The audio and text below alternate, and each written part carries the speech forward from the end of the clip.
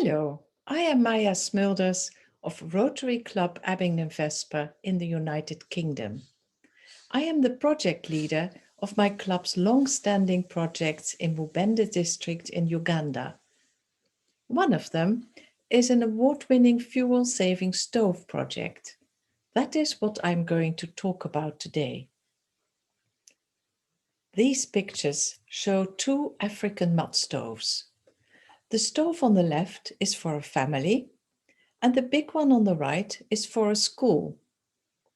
But before I talk about the stoves themselves, I want to say a few words about the country and the background. Abingdon-Vesper has been active in Uganda for 24 years. We support 3,500 farmers with organic agricultural training and microcredit, and we support 5,000 children in 10 rural village schools.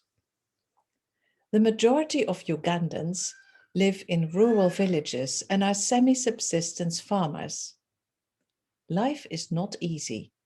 There is no electricity, no running water, and no public transport. Uganda is this small pink country in Africa.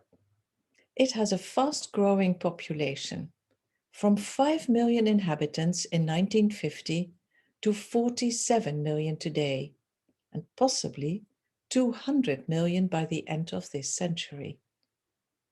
This year, the population is expected to grow by 1.5 million people. 78% of the population is under the age of 30. The consequences of this fast growth are already felt today. There is land shortage, deforestation and lack of firewood, and not enough schools and jobs for young people. Coming back to the fuel-saving stoves, why are they needed? 3 billion people around the world cook on open fires. This not only is a waste of firewood, but women and children suffer serious health damage from smoke inhalation. According to the World Health Organization, 1 hour of cooking smoke equals that of 200 cigarettes. In addition, children often sustain terrible burns. Firewood is becoming harder and harder to find.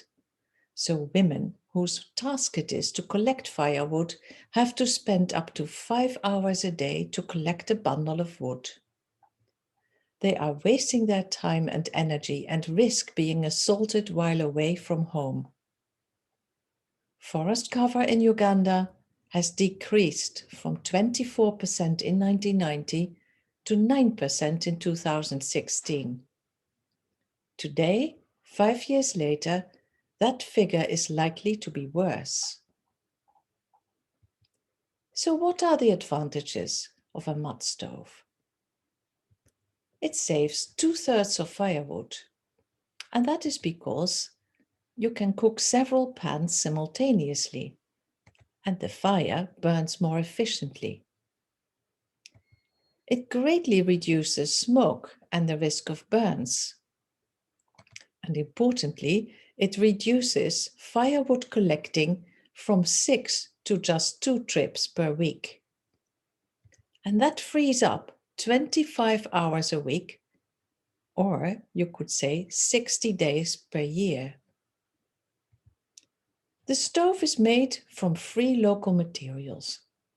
That is also very important because subsistence farmers do not have the cash to buy commercial stoves. No money is needed for mud stoves, just time and effort. But that is more than compensated by the time saved later on.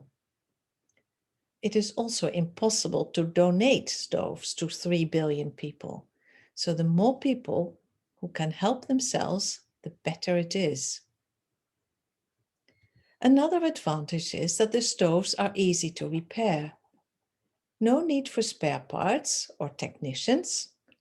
Any cracks that may develop over time can be filled with a bit of new clay. So all in all, a mud stove saves trees, improves health, and combats climate change, and is a huge benefit for the women. Now, what goes into a stove? Here is a list of the ingredients. What you need are grass cuttings, sweet potato leaves, different kinds of soil, some wood ash, a bit of sawdust, water, 2 banana stems during the construction phase, and to finish it off, cow dung to make the surface smooth and more durable. In 2 words, it is dirt cheap.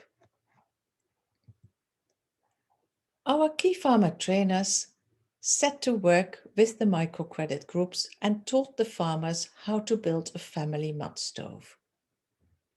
This has led to a snowball effect, as neighbors in the village wanted to have them too.